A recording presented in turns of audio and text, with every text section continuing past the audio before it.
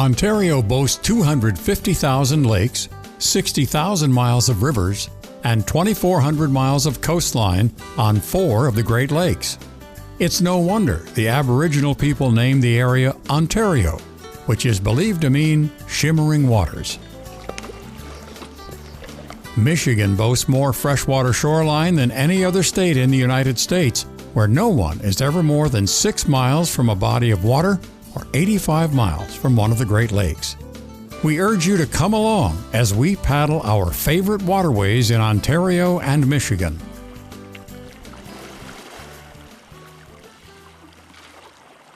Production of Great Getaways is made possible by Rockies Great Outdoors. Located in Burton, Michigan, Rockies carries a complete line of motorcycles, snowmobile, camping, and hiking gear, including canoes and kayaks. State Building Company, serving Mid-Michigan for over 50 years, with quality windows, insulation, roofing, and siding, including complete residential and commercial remodeling. Forward Corporation, operating over 30 complete convenience centers, motels, and restaurants across Northeast Michigan. Included in our favorites is the Big Island Lake Wilderness, centrally located in Michigan's Upper Peninsula in the Hiawatha State Forest. It's an ideal locale for canoeists who enjoy a pristine and secluded setting to explore and enjoy the outdoors. Truly a wilderness area, there are no radios, bikes, motors, or other mechanized equipment allowed. Solitude and non-disruptive enjoyment of the natural setting make this a unique wilderness experience. With 23 small lakes ranging in size from 5 to 149 acres, we needed to be prepared for some rough going. Some of the portages are maintained and were easy even for us, but we also came across some more challenging ones on the remote lakes. Just about plan on getting a little wet at each portage because it is quite shallow by the shoreline and you need to get in, but you have to get them floating first. So the Big Island lakes are scenic, fun to explore, and just the right size for canoeing and kayaking. They are located about 1/2 mile northwest of the community of Steuben, which is 22 miles northwest of the city of Manistee and about 18 miles southeast of the city of Munising. There's a real jaunt in our steps as we make our way to the clear waters of the lake, anticipating a day of paddling and exploration and making good use of our orienteering skills.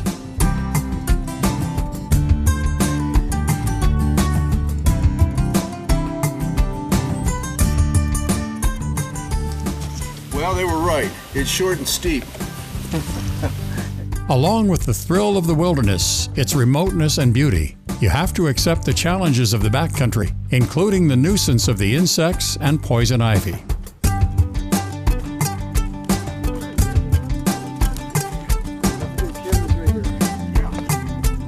We took to applying a good repellent and made sure our legs were covered to protect us from any poison ivy we may come across. If you plan on overnight camping, just pick one of the designated sites in Big Island Lake Wilderness. At this time, there are no permits required for camping or for day use. Yeah, this one is definitely steep. Delight in the natural surroundings of white birch, maple, and aspen that cover the wooded hills surrounding the lakes. While hiking, look for berries, mushrooms, and wildflowers that grow throughout the area. In the early spring, there's a delicate array of colors, and the forest offers a brightly colored landscape during autumn. Solitude and non-disruptive enjoyment of the natural setting are essential to the wilderness experience.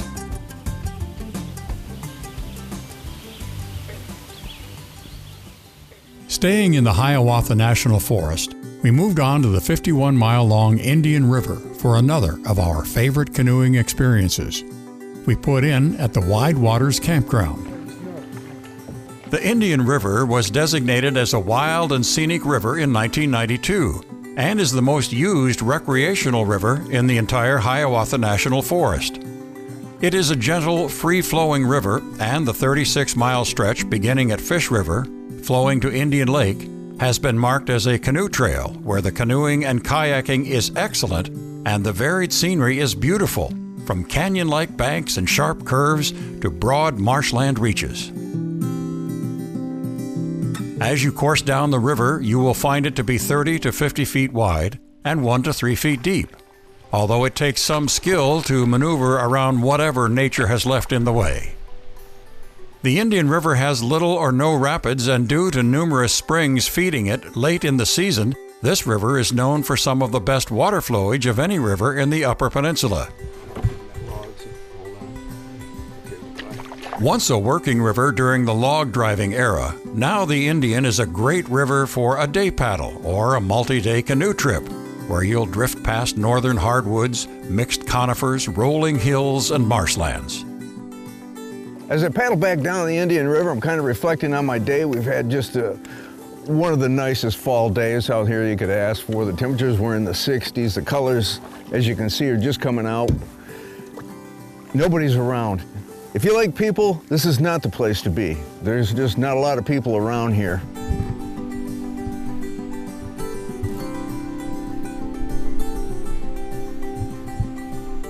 Tom has certainly helped us discover a beautiful getaway on the river. Our next choice combines a short trip down the Tawas River out into the shimmering waters of Lake Huron. The Tawas River makes our top list as a family-friendly family favorite. But when we take to Lake Huron, it is on top for the experienced kayaker. We met our friends in East Tawas and prepared to launch our kayaks into the 3-mile-long Tawas River, anticipating the excitement of reaching Lake Huron in Tawas City, the real purpose of our trip today. The Tawas River is a beautiful little river that can be shallow at times, but it should always be navigable. The river flows at an easy pace of between 4 to 6 miles an hour. There's a lot of wildlife to be seen on shore, in the water, and overhead. Drawing close to Lake Huron, everyone cheered, and the younger and perhaps stronger ones were kind enough to pull ashore to wait for those coming behind. Tawas City provides a launching area for kayaks along Tawas Bay on Lake Huron by way of a 100-foot walkway at the Veterans Park. Since Lake Huron can be rough, sea kayaks make the best type of vessel. The lake's stronger current means only experienced kayakers should paddle these waters.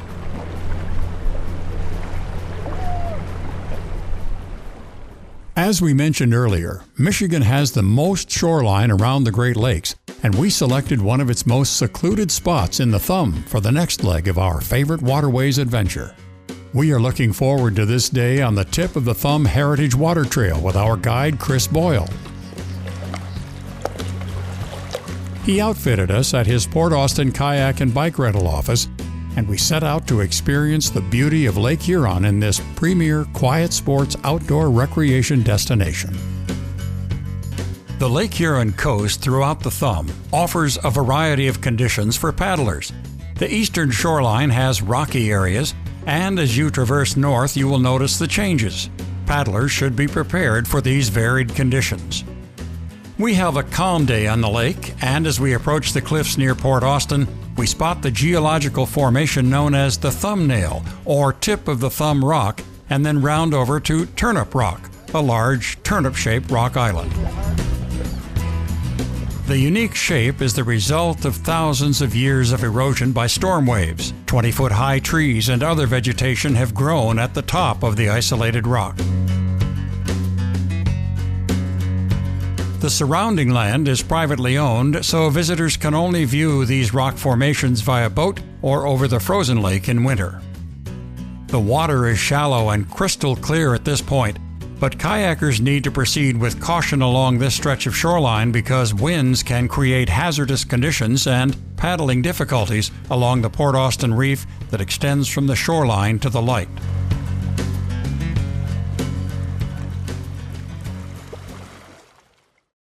The deep blue waters of Lake Huron are shared with our neighbors to the north. The only way to get onto Chantry Island is with an approved guide. Most people take the 15-minute boat ride from Southampton Harbor and then disembark to experience the sandy shore, surrounding gardens and bird sanctuary. So for this leg of our journey, we're making our way to go around the island by kayak. It was a beautiful day, and you can see why this made our list of favorite water trails. There are 50 known shipwrecks around Chantry Island, so Chris warned the paddlers to be on the lookout for their remnants among the rocky shoals.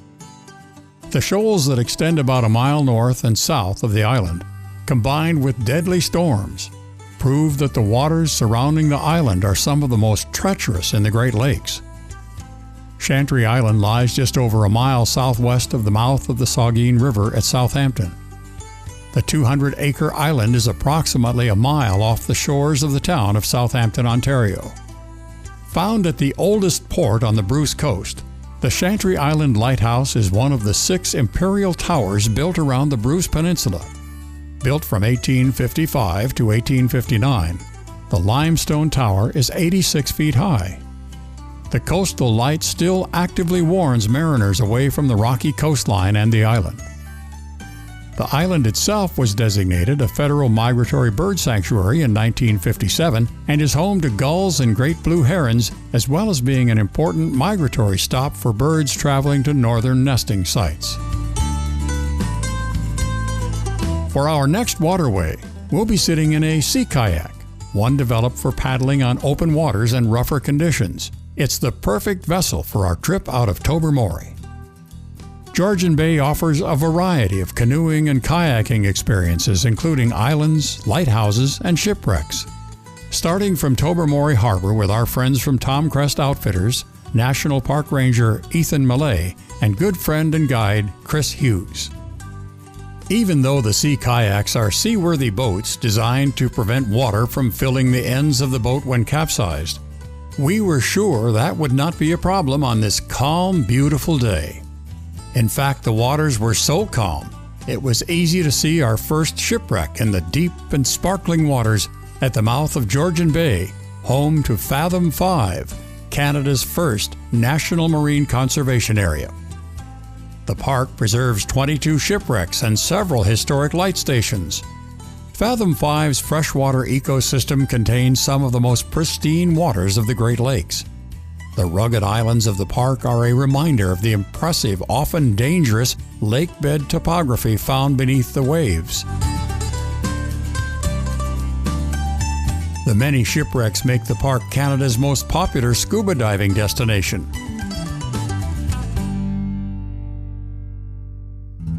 A kayaking day trip makes our favorites list, and our choice for this mini great getaway was the Chippewa River. What a wonderful day to spend kayaking the Chippewa River from the Chippewa Nature Center down to the Tridge in downtown Midland.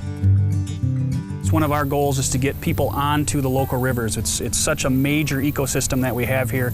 When people drive to work, there's so many streams and creeks and rivers that they drive over, but not a lot of people take the time necessarily to get into the river and get a perspective of the land from a kayak or a canoe. This is a nice, easy float since no portages are required. The river flows about 5 miles an hour, and kayaking gives you the feeling of flying down the river. It's a great way to explore the waterway, and at the same time, it is so relaxing.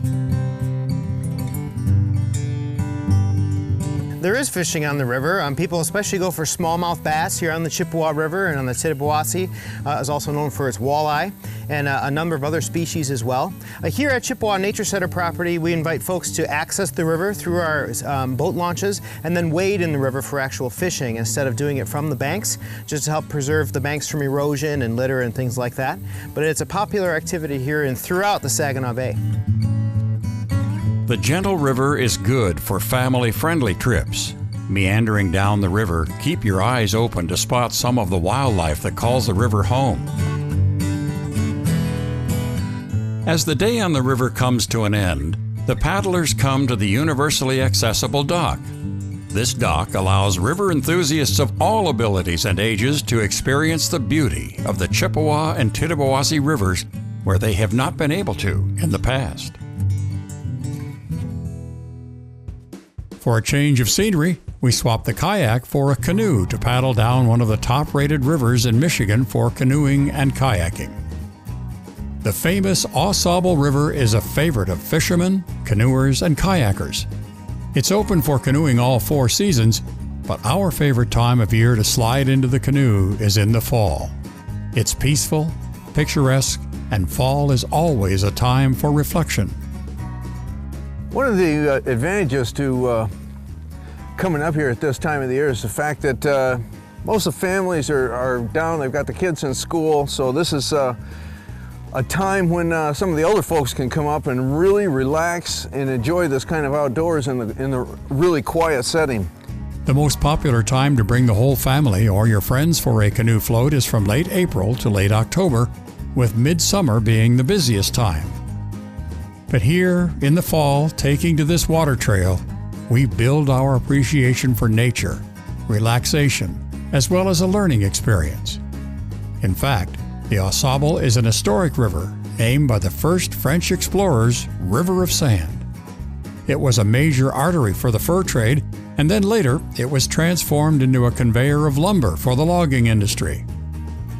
Its wilderness has endured to our time. Most of the main branch of the Au Sable, 23 miles of the river, flows through or adjacent to the Huron-Manistee National Forest. It was named a National Wild and Scenic River in 1984.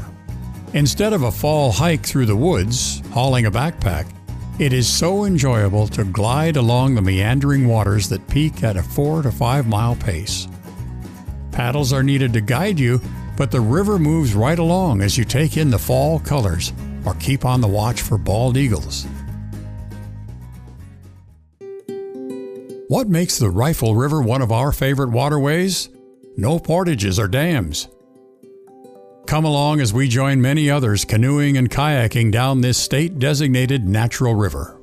As you can tell, we've got a variety of boats out here. We've got both kayaks and canoes and a variety of both of those. So it should be interesting. We'll take a look and see how everybody likes what they're in today. Like the Au Sable, the Rifle River is a state-designated natural river. It rises in northeastern Ogemaw County and flows through Aranac County to enter Saginaw Bay of Lake Huron. Okay, this looks like a great little river. We've got a little bit of a current going here, so it should be kind of interesting. A few deadfalls in the river. Should be fun. Just over 60 miles long, it was once a logging river during the Michigan forestry boom, but is now primarily used for recreation. One reason it is so popular for canoeing is there are no portages or dams, and the average depth is 18 inches. It's also known for having one of the best white sucker runs in the state of Michigan in the spring. The Rifle provides fair to good brown trout fishing during the spring until about the last week of June, and again from about Labor Day until the end of the trout season. Mike of Big Mike's Canoe lives locally and enjoys spending time outdoors as a family. Their mission is to help provide people with tools and information needed to make your watercraft excursion fun, even if you bring your own canoe. Great host that he is, Big Mike had a lunch waiting for us at the halfway point, and Tom was ready to find out what was being provided and dig in. If you're looking for a unique and cool way to kick off the warm weather season, the annual Sprint and Splash at Lake St. Clair is where you'll want to be. It's hosted in June at Lake St. Clair Metro Park in Harrison Township. You can choose to participate in the duathlon, a 5K run and a 2-mile kayak event, a family-friendly 5K run and walk, or a stand-up paddleboarding competition. This event helps support 3 nonprofit organizations: Clinton River Watershed Council, Lake St. Clair Tourism, and 6 Rivers Regional Land Conservancy. The organizations focus on conserving, sustaining, and protecting the region's natural resources.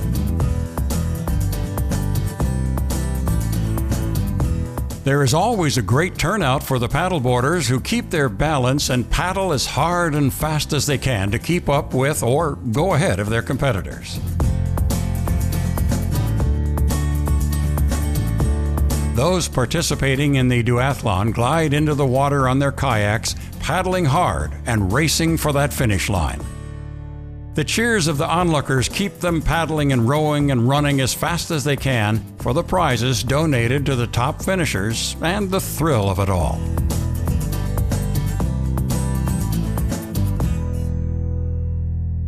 One reason this event is so unique and so popular is that it takes place entirely on or around Lake St. Clair, a beautiful venue on a delightful summer day. No wonder you hear participants saying it's the most fun event they have ever participated in.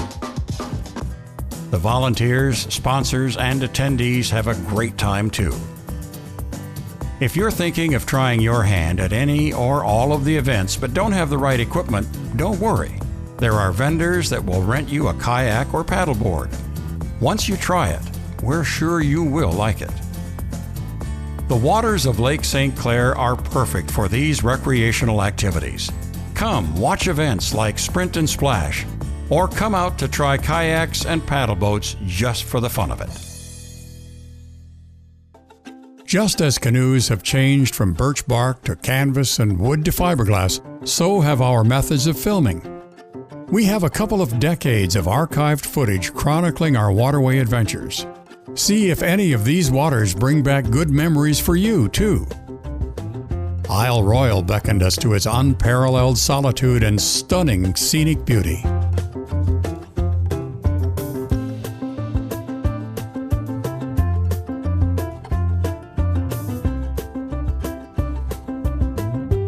Our memories exploring its waterways will last a lifetime. Also located in Michigan's Upper Peninsula, the legendary Two-Hearted River. I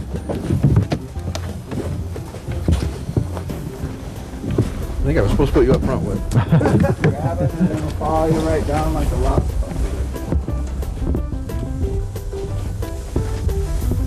Its wild and remote surroundings fill us with fond memories of rippling waters and arriving at its mouth on Lake Superior.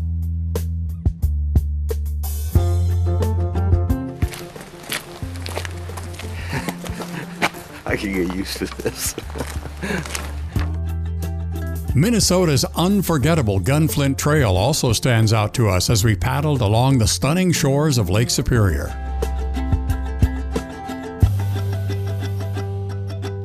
The mighty Brule conjures memories of portaging areas of the winding, shallow stream until it becomes a roaring torrent tumbling into Lake Superior.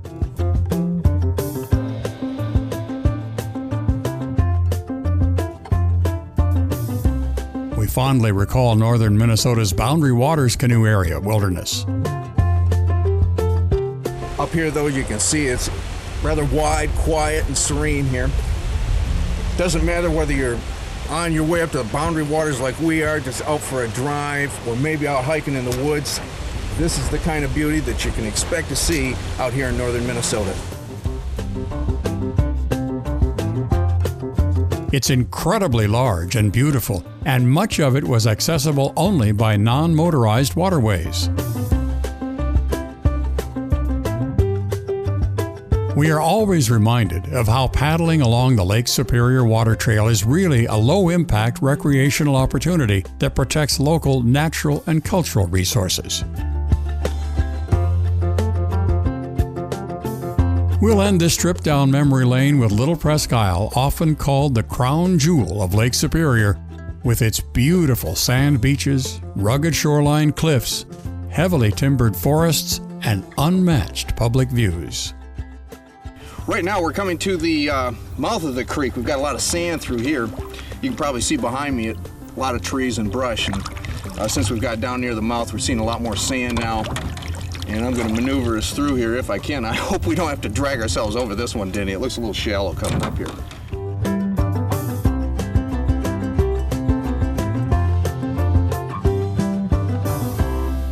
We paddled a wide variety of waterways, rivers, lakes, and streams in all types of watercraft. Canoes, kayaks, and sea kayaks, visiting Ontario and both of Michigan's peninsulas. We hope some of our favorites become yours, or at the very least, we have whet your appetite to learn more about this quiet sport. Now it's time for a poll or vote of your favorite waterway. Just visit the link on our website, Great Getaways TV, and make your choice for the river, lake, or stream you want to drop your oars in. We really enjoy your comments, so be sure to let us know what you thought about today's show. Use our travel planner for your own great canoe and kayak getaway, and be sure to visit our Facebook page and Pinterest and Twitter accounts often. Your online adventure will be just the start of your next great getaway. Production of Great Getaways is made possible by Rocky's Great Outdoors. Located in Burton, Michigan, Rocky's carries a complete line of motorcycle, snowmobile, camping, and hiking gear, including canoes and kayaks. State Building Company, serving Mid-Michigan for over 50 years, with quality windows, insulation, roofing, and siding, including complete residential and commercial remodeling. Forward Corporation, operating over 30 complete convenience centers, motels, and restaurants across Northeast Michigan.